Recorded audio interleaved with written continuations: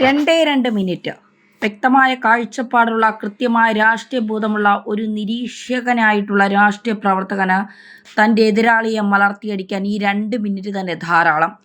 കവലപ്രസംഗങ്ങളല്ല വേണ്ടത്, മറിച്ച് പറയേണ്ട കാര്യം പറയേണ്ട രീതിയിൽ ചുരുക്കി പറയുകയും അത് എതിർഭാഗത്ത് കൊള്ളുകയും ചെയ്യുകയാണെങ്കിൽ അത് തന്നെയല്ലേ ഒരു രാഷ്ട്രീയ നേതാവിൻ്റെ വിജയം. കഴിഞ്ഞ ദിവസം ഈ 2 മിനിറ്റ് ലഭിച്ചിരിക്കുന്നത് കെ രമ MLAക്കായിരുന്നു. വടകര MLAയുടെ ശബ്ദം എല്ലാ തവണയും എല്ലാ വിഷയത്തിലും ഉയർന്നു കേൾക്കാറുണ്ട്. നമ്മൾ സഭയിൽ സ്പീക്കർ കെ രമയ്ക്ക് നൽകിയ 2 മിനിറ്റ് ആയിരുന്നു. ഈ 2 മിനിറ്റിൽ തനിക്ക് പറയാനുള്ള കാര്യം കൃത്യമായി പറയുകയും ചെയ്തു. കെ രമ കഴിഞ്ഞ ദിവസം നിയമസഭയിൽ ചെയ്തത്, അതായത് അടിയന്തര പ്രമേയ ചർച്ചയായിരുന്നു കഴിഞ്ഞ ദിവസം സഭയിൽ നടന്നുകൊണ്ടിരുന്നത്. പോലീസിൻ്റെ കസ്റ്റഡി മർദ്ദനവുമായി ബന്ധപ്പെട്ടുള്ള വിഷയമായിരുന്നു. ഈ വിഷയത്തിൽ ഒരു അടിയന്തര പ്രമേയത്തെ പിന്തുണച്ചുകൊണ്ടായിരുന്നു ഈ 2 മിനിറ്റ് സംസാരിച്ചിരുന്നത്. ഈ 2 മിനിറ്റിൽ വളരെ കൃത്യമായി വളരെ കാര്യക്ഷമതയോടുകൂടി പറയേണ്ട കാര്യങ്ങൾ പറഞ്ഞു. അതായത് ജനമൈത്രി സ്റ്റേഷനുകൾ കൊലമൈത്രി സ്റ്റേഷനുകളായി മാറുന്ന കാര്യങ്ങൾ വളരെ കൃത്യമായി തന്നെ പറയാൻ കെ രമ ഈ 2 മിനിറ്റ് ഉപയോഗിച്ചു. കേരളത്തിലെ ലോക്കപ്പ് മർദ്ദനങ്ങളിലെ കുറ്റക്കാർക്കെതിരെ കർശന നടപടി തന്നെ വേണമെന്നും പറയുകയാണ്. മാത്രമല്ല, പരാതി കൊടുക്കാനായി നടന്നു പോകുന്ന പരാതിക്കാരൻ പോലീസ് സ്റ്റേഷനിൽ നിന്ന് ലോക്കപ്പ് മർദ്ദനം കാരണം ആംബുലൻസിൽ കിടത്തിക്കൊണ്ടു പോകേണ്ട ഗതികേടിലേക്ക് കാര്യങ്ങൾ കൊണ്ടുവരുന്നു എന്ന് വ്യക്തമാകുന്നു. മാത്രവുമല്ല, സ്വന്തം പാർട്ടിയിലെ അണികൾക്ക് പോലും പോലീസ് സ്റ്റേഷനിൽ കയറാൻ ഭയമാണ്. കാരണം അവരെയും ജീവനോടുകൂടി പുറത്തു വന്നു കഴിഞ്ഞാൽ അത് വീട്ടുകാരുടെ ഭാഗ്യമായി മാറും. അവരെയും തല്ലിച്ചതയ്ക്കാൻ പോലും ഒരു മടിയും കാണിക്കാത്ത നരാധമന്മാരാണ് ഈ പോലീസ് സ്റ്റേഷനുകൾ ഉള്ളത് എന്ന് വളരെ കൃത്യമായി പറയുകയാണ് കെ രമ. കെ രമയുടെ വാക്കുകൾക്ക് ശേഷം KT ജലീൽ ഈ ഒരു അടിയന്തര പ്രമേയം എതിർത്തുകൊണ്ട് സംസാരിച്ചതിന് ശേഷമായിരുന്നു കെ രമ ഉണർന്നത്. കെ രമയുടെ കാര്യം വ്യക്തമായി തന്നെ പറഞ്ഞു. ഈ 2 മിനിറ്റ് കൊണ്ട് കെ രമ കൃത്യമായി തന്നെ മുഖ്യമന്ത്രി പിണറായി വിജയനെ എടുത്തു എന്ന് വേണമെങ്കിൽ പറയാം. സഭാ TVയുടെ ഓഡിയോ ദൃശ്യങ്ങൾ അല്ലെങ്കിൽ ഓഡിയോ ക്ലിപ്പുകൾ ഒക്കെ തന്നെ മറ്റു ചാനലുകൾ ഉപയോഗിച്ചു കഴിഞ്ഞാൽ കോപ്പിറൈറ്റ് ഉണ്ടാകും. അതുകൊണ്ടാണ് നമ്മൾ ആ പ്രസക്ത ഭാഗം കേൾപ്പിക്കാതിരിക്കുന്നത്. പക്ഷെ അത് കേൾക്കേണ്ട ഭാഗം തന്നെയായിരുന്നു. എന്തായാലും കെ രമ പറയുന്ന വ്യക്തിയുടെ ശബ്ദം ഇപ്പോഴും ഉയർന്നു കേൾക്കാറുണ്ട്. എല്ലാ കാര്യത്തിലും അത് ഉയർന്നു കേൾക്കുന്നുമുണ്ട്. കസ്റ്റഡി കൊലപാതകത്തെ സംബന്ധിച്ച് ഏറ്റവും കൂടുതൽ വേദനയുള്ള ഒരു വ്യക്തി കൂടിയാണ് കെ രമ എന്ന കാര്യത്തിൽ എല്ലാവർക്കും അറിയാം.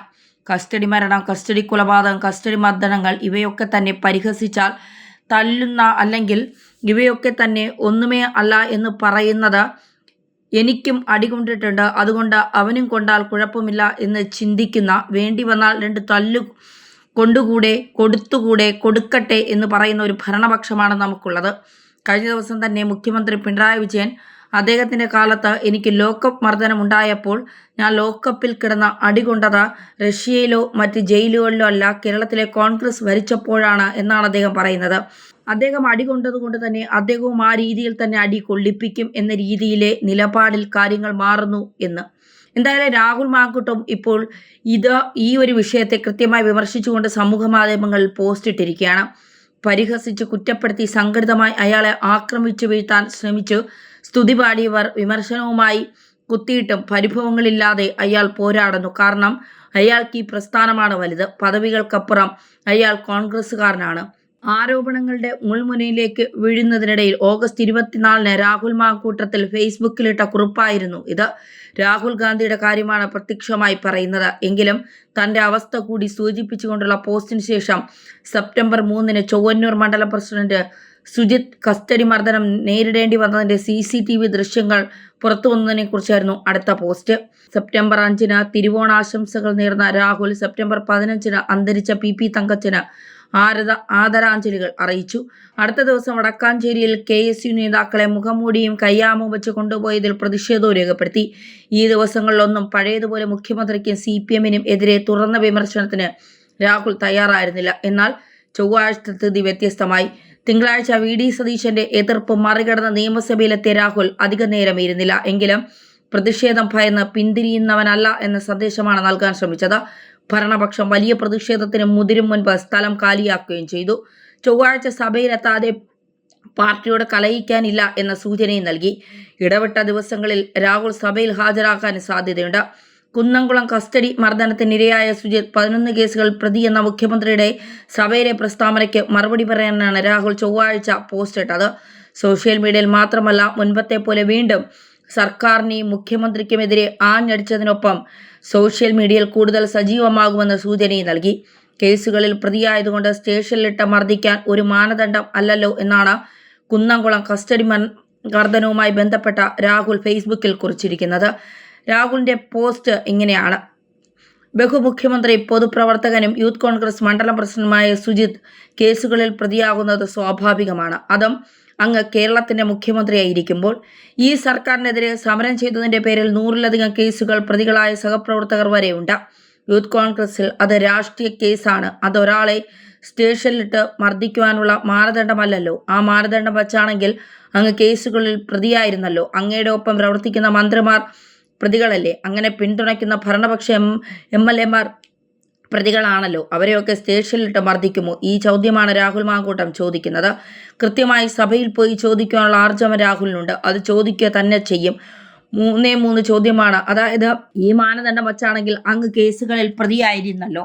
അങ്ങയുടെ ഒപ്പം പ്രവർത്തിക്കുന്ന മന്ത്രിമാർ പ്രതികളല്ലേ? അങ്ങനെ പിന്തുണയ്ക്കുന്ന ഭരണപക്ഷ MLA-മാർ പ്രതികളല്ലേ? അവരെയൊക്കെ സ്റ്റേഷനിലിട്ട് ഇതുപോലെ പട്ടിയെ ചതയ്ക്കുന്നത് പോലെ ചതിക്കുമോ എന്ന ചോദ്യമാണ് ഉയരുന്നത്.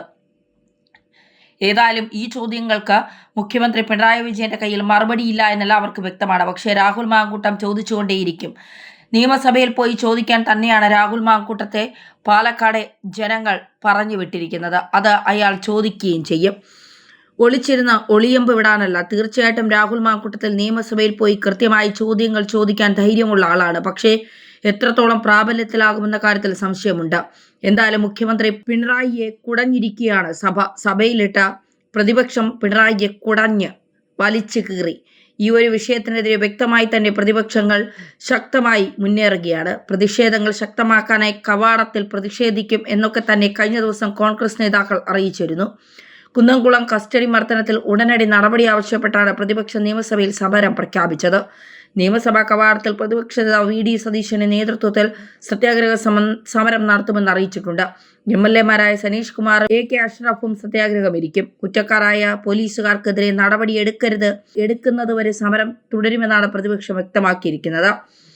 സംസ്ഥാനത്തിലെ പോലീസിനെ നാണം കെട്ട പോലീസ് എന്ന് വിശേഷിപ്പിച്ച സതീശൻ ഇത് സ്റ്റാലിന്റെ റഷ്യയല്ല, ജനാധിപത്യ കേരളമാണ് എന്ന് ഓർമ്മിപ്പിച്ചു. പിണറായി വിജയൻ ആഭ്യന്തര വകുപ്പ് ഒഴിയണമെന്നും പിണറായി വിജയൻ ആഭ്യന്തരമന്ത്രിയായിരിക്കുന്നിടത്തോളം കാലം കേരളം ഇങ്ങനെയൊക്കെ തന്നെ ആയിരിക്കും പോകുന്നതെന്നും കേരളത്തിലെ ജനങ്ങൾക്ക് ഒരു തരത്തിലുമുള്ള സമാധാനം ഉണ്ടാകില്ലെന്നും പോലീസുകാർ ഗുണ്ടകളെപ്പോലെ പെരുമാറുമെന്നും അവർക്കൊക്കെ നന്നായിട്ടറിയാം. കേരളത്തിലെ ജനങ്ങളുടെ അവസ്ഥ ആലോചിക്കുമ്പോൾ സത്യത്തിൽ സങ്കടമാണ് വരുന്നത്. പിണറായി ഭരിക്കുമ്പോൾ എങ്ങനെയാണ് കേരളത്തിലെ ജനങ്ങൾ സ്വസ്ഥമായി ഉറങ്ങുന്നത്? പോലീസ് സ്റ്റേഷനിൽ പരാതിയുമായി പോകുന്നവർ തിരിച്ചു വരുന്നത് ആംബുലൻസിലാണ്. അതായത്, ഏതെങ്കിലുമൊക്കെ കള്ളക്കേസിൽ കുടുക്കി അകത്തിടാൻ ഇവിടുത്തെ പോലീസുകാർ വെമ്പുന്ന വെമ്പൽ, കൈത്തിരിപ്പ് തീർക്കാൻ സാധാരണക്കാരുടെ നെഞ്ചത്ത് തീർക്കുന്ന ഇവർ വീട്ടിൽ ഭാര്യമാരോട് കാണിക്കാൻ കഴിയാത്ത ദേഷ്യം, ലോക്കപ്പിൽ കിടക്കുന്ന പ്രതികളോട് കാണിക്കുന്ന നിസ്സഹായരായ ജനങ്ങളോട് നെഞ്ചത്ത് തീർക്കുന്ന പോലീസ് ഗുണ്ടകളെ ഒന്നടങ്കം പിരിച്ചുവിടുക. അത് മാത്രമാണ് പിണറായി എന്ന മുഖ്യമന്ത്രിക്ക് ചെയ്യാൻ കഴിയുന്നത്.